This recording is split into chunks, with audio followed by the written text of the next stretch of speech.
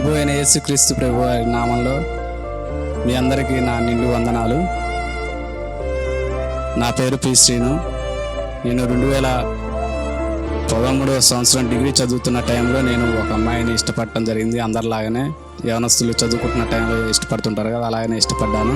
ఆ తర్వాత ఆ అమ్మాయి నన్ను అంటే వేరే అతన్ని ప్రేమించడం నాకు తెలియకుండా ఆ విషయంలో నేను కొంత డిప్రెషన్లోకి వెళ్ళిపోవడం, అలాగ కొంత నేను శారీరకంగా బలహీనతలో ఉంటున్నప్పుడు నన్ను గమనించిన తల్లిగారు, ఏమైందిరా నీకు ఇలా ఎందుకు బలహీనంగా ఉంటున్నావు, నీకేమైనా జరిగిందంటే నేను ఆ విషయాన్ని దాచిపెట్టాను, మా తల్లిగారికి చెప్పలేదు. అప్పటికే తల్లిగారు మేడిపి గ్రామంలో ఉన్న యేసుక్రీస్తు ప్రార్థన మందిరంలోకి వెళ్తుంది. అక్కడ అంటే తల్లిగారు కొంత బలహీనరాలుగా, అంటే ఆమె దురాత్మ చేత పీడించబడుతున్న టైంలో నాన్నగారు మేడిపి గ్రామంలో ఉన్న మందిరానికి తీసుకెళ్ళడం జరిగింది. అక్కడ స్థానికంగా ఉన్న దైవజనులు ప్రార్థన చేయడం ద్వారా ఆమెకున్న శరీర సంబంధమైన యొక్క బలహీనత అనేది విడిచిపోవడం, దేవుడు విడుదల ఇవ్వడం జరిగింది. అలాగనే నన్ను కూడా నువ్వు దేవుని సన్నిధికి రా, దేవుడు నిన్ను స్వస్థపరుస్తాడు అని తల్లిగారు చెప్పడం జరిగింది.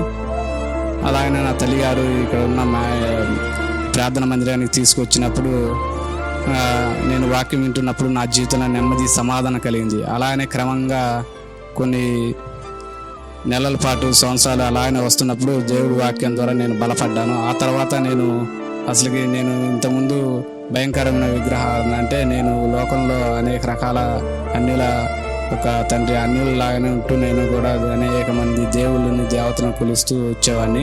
కాకపోతే యేసు ప్రభు దగ్గరికి వచ్చిన తర్వాత ఈయన మన జీవితంలో చేసిన కార్యాన్ని బట్టి మిగతా దేవుళ్ళలో ఈ దేవుళ్ళలో ఏముంది తేడా అని తెలుసుకోవడం కోసం నేను బైబిల్ చదువుతున్నప్పుడు దేవుడు మా కొరకు ప్రాణం పెట్టాడు, ఆయన రక్తం పెట్టాడు అని తెలుసుకున్న సత్యాన్ని బట్టి ఆయన ద్వారా పరలోక రాజ్యం ఉందని తెలుసుకున్న తర్వాత నేను 2019వ సంవత్సరం 9వ తారీఖు 10వ నెలలో బాప్తిసం తీసుకోవడం అనేది జరిగింది. ఆ విధంగా నేను బలపడుతూ వస్తున్నాను. అంతకుముందు ఈ బాప్తిసం తీసుకోకముందు ఆత్మీయంగా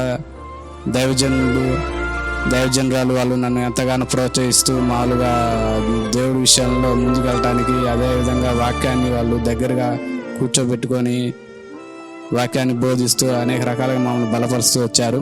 అదేవిధంగా 2024వ సంవత్సరానికి నేను వివాహం కొరకు సిద్ధపడుతుండగా నేను వేరే వాళ్ళని, అంటే శరీర సంబంధంగా వేరే వాళ్ళని చేసుకోవాలని ఏదో ఆలోచనలు ఉన్నప్పటికీ దేవుడు నన్ను, అంటే మనం ప్రేమించే వాళ్ళు కంటే కూడా మనల్ని ప్రేమించే వాళ్ళు దొరకడం అనేది చాలా సంతోషకరం.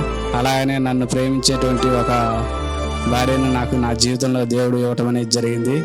అదేవిధంగా దేవుడు మంచిగా గర్భఫలాన్ని కూడా నా భార్యకి ఇవ్వడం జరిగింది. మీరు మా అందరి కొరకు ప్రార్థించండి. ఈ చిన్న సాక్ష్యాన్ని దేవుడు మా జీవితంలో దీవించి బలపరచును గాక.